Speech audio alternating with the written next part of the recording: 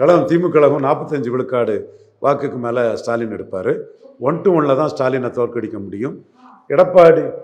எடப்பாடிக்கு எதிராக செங்கோட்டையனை பயன்படுத்தி விஜயும் திமுக எதிர்ப்பு வாக்களை தான் பிரிப்பார். ஆனா இப்போ அதிமுகவுல இதுக்கப்புறம் என்னவாகும்னா அதிருப்தியில் இருக்கக்கூடிய நபர்களும் கூட டிவிகேல ஜாயின் பண்றதுக்கான வாய்ப்புகள் இருக்கு அப்படின்ற தகவலும் கண்டிப்பா இருக்கு. கண்டிப்பா செங்கோட்டையன் அதிருப்தியாளர்கள் எல்லாம் சேர்த்து விஜய் பேனர்ல டிக்கெட் தரேன்னு சொல்லி சேர்க்கறதுக்கு வாய்ப்பு இருக்கு. நாளைக்கு ஒருவேளை இந்த பக்கம் ஜாயின் பண்ணுவாங்க. திமுக நீங்க சொல்ற மாதிரி 40% மேலான ஓட்டுகள் 45%, 57-62 காமராஜ் உயரத்துல இருக்கிறாரு. விஜய் திமுக எதிர்ப்பாளராட்டு 11 இருந்தே போயிட்டாரு. இவர் மண்டத்துல உள்ள ஒருத்தரை பிரிச்சு பிளவுபட்டாச்சு. அதுல இருந்து அவரு அதிமுக ஆதரிச்சாரு. அதுக்கு பிறகு மோடியை போய் பார்த்தாரு.